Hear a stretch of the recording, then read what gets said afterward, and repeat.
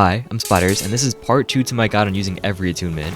If you haven't seen the last part, be sure to check that out as well. And with that out of the way, let's get into it. Now, the second to last attunement we have is Flame Charm. Now, Flame Charm is honestly in kind of a weird spot right now. From what I've heard, most top players think it's a pretty weak attunement right now. A lot of people saying it's the worst attunement at the moment. And by the way, this is just speaking in high level gameplay, just what I've heard from top players. At least when we're talking about like top player against top player, it might still be pretty good lower down. But besides the attunement itself, Flame has some super strong weapons with it right now. Namely, the Pirate Keeper and also the Pleasties Inferno is pretty strong too, especially after the buffs it just got. So if you're running Flame, I highly recommend you either go the Pirate Keeper or the Pleasties Inferno. As for the mantras, the best Flame mantras that you should be running right now are probably Fireblade and Fireforge, which everyone pretty much knows is really good right now. Fireforge has always been super quick and strong, and Fireblade admittedly has gotten nerfed a bit over the months, but I still think is really good and a solid garbage mantra. And also you should definitely be running Flame Wisp, since that's just free health, free healing, might as well go for it. It's definitely worth the 2 card cost for it. Some other really good mantras you could be running, but probably aren't required, are Flame Leap,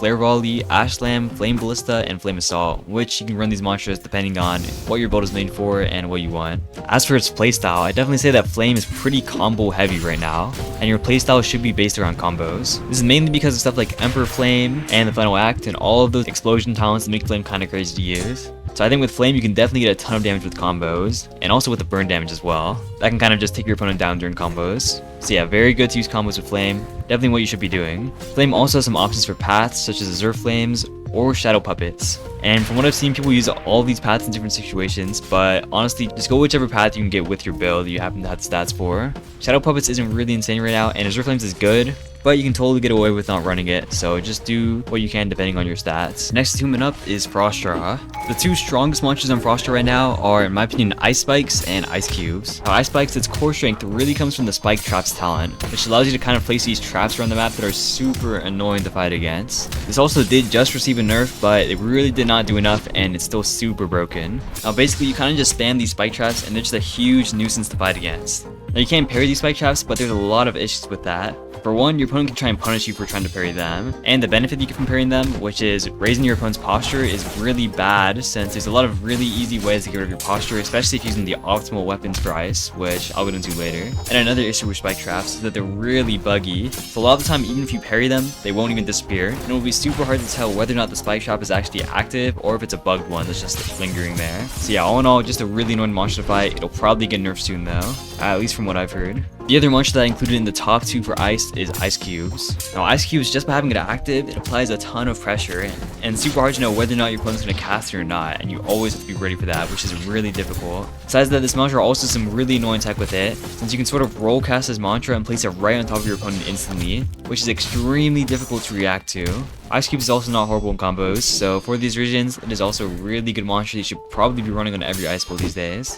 And also some other good ice mantras to mention are Ice Daggers, Ice Smash, Ice Lance, and Crystal Impale. Those are all really good. Besides that, the playstyle I recommend with Ice is passive. Like I mentioned earlier, you can kind of spam Ice Traps and just camp around those. Really easy way to play Ice. And past that, most Ice players these days are running light weapons. You can also just passively parry trade and just throw out Ice Smash every once in a while if you're low ping, and that is a super free way to get damage. But yeah, you have to be really low ping to do that, to be fair. But if you are low ping, that is super free to use, so that might be an option available to you.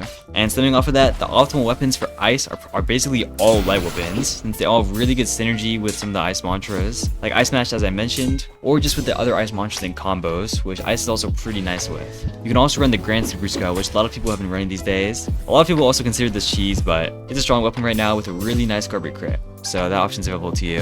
And if you don't want to run those, you can also go the Ice Hero Blade, but only really do this if you're a mage build, since it's kind of a weak weapon right now by itself. And one last thing, you have the option to go Crystal Path on Ice, which it's currently unclear whether or not it's just better or worse, and it does change some interaction with Ice. So generally, I just say take Crystal Path if you want the mantras, or if you don't care about the other downsides with it. Now the final and my main attunement that we'll be going over, and the one that I definitely know the most about, is Gale Breath. Now the 2 Gale mantras that every Gale player should definitely have is Astral Wind and Rising Wind. Astral Wind has just always been a staple of Gale. It's a really good high damage mantra, and also has some pretty good wind up speed as well, which just overall makes it a really solid mantra and one of the best on Gale for sure. The other Gale mantra you should have on every build is Rising Wind, and Rising Wind is really a unique mantra to Gale, since there's not really any other mantra in the game right now that can combo extend as consistently as Rising Wind. And that's the main reason I'm recommending Rising Wind as one of the mantras you should definitely have. Besides that, some other really solid Gale mantras are Gale Lunge, Heavenly Wind, Wind Gun, Wind Passage, and Gale Wisp. For Gale's playstyle, as a top Gale player, and someone who's been playing Gale for a very long time, I can definitely tell you the best playstyle is very aggressive. Now there are kind of a lot of reasons for this. For one, Gale has a lot of talents that reward you for mantra fainting a lot, and mantra fainting is something they use a lot while playing aggressive. Besides that, Gale is a really bad attunement for long fights. Since once you run out of tempo and ether, Gale loses a ton of its value since you can't mantra feint anymore, and you can't just use your mantras to get damage like other attunements. It requires a lot more work to get damage on Gale, so I really want to emphasize this: you should definitely be playing aggressive on Gale. That is for sure the best way to play it. As for what weapons you should be using right now, for sure the strongest is medium weapons, and you should almost definitely be either running a sword or a spear, at least in the current meta. Light weapons are not optimal in Gale right now since they just don't have enough range, and with Gale you need range in order to catch people after you faint, and they start roll cancelling around and all of that. Heavy weapons have the issue of just not being super good right now. They're just too slow and you can't create enough pressure off of them in my opinion. So that's why medium weapons is definitely the best on Gale. You could run something like the curved or the hero blade instead, and these weapons are not terrible at all. But the better players you fight against, the more they'll F-hold, and Gale really does not have a lot of posture damage. So with something like the curve and the hero blade, you can't really do anything against someone who holds block a lot, and that's a really bad weakness in my opinion. But if you're really good, you can work around that. So it's sort of up to you. Now Gale also has two paths, being Spectre and Suffocate, which are kind of up to you for which one you should use. I've actually made a whole video on that topic in the past, so if you want to know more about which choice you should make, I recommend watching that, so feel free to check that out. And that covers all the attunements, but some people were asking me to include Attunement-less, so I'll also include that as well. Now the mantras that you run on Attunement-less depend a lot on your weapon, since each weapon type has a lot of really good mantras, and whichever weapon type you go, you should really be running the mantras for that weapon.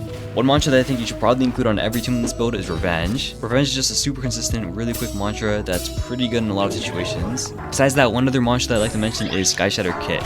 And if you're going a high strength Attunement-less build, you should definitely be running that mantra, put the new spark on it, and it's really quick and hard to avoid. That is definitely super strong right now. So yeah, for the rest of your mantras though, definitely depends on your weapon type, and whichever weapon type you go, make sure you use those mantras that come along with it. As for your playstyle, you definitely want to have a pretty weapon focused playstyle over your mantras, and you want to be prioritizing landing as many M1s as you can, which your mantras are aimed to help you with. So yeah, basically you want to be getting most of your damage from M1s, and you just want to use your mantras to help you get more M1s landed and get more damage from that. And that's pretty much the main idea behind Attunement-less these days. And because of this, the weapon that you run is really important, and the two best weapon types right now are either Fist or probably Medium Sword, at least for Attunement-less. And this is pretty much what I see everyone, at least in my region, run top chime. It's almost always either Fist or Medium Sword. Now after Dagger got nerfed, pretty much everyone agrees that Fist is the strongest light weapon right now. And with zero end lag and light weapon blunt stun, it is really good right now. So Fist is a very powerful light weapon for sure. And because of that, it pairs really well with Attunement-less as well. You'll see a lot of top players run that. And of course on Fist, you should either be running the Flamekeeper Cestus or the Just Karita Anklets of Alcin. Both of those are really good options right now.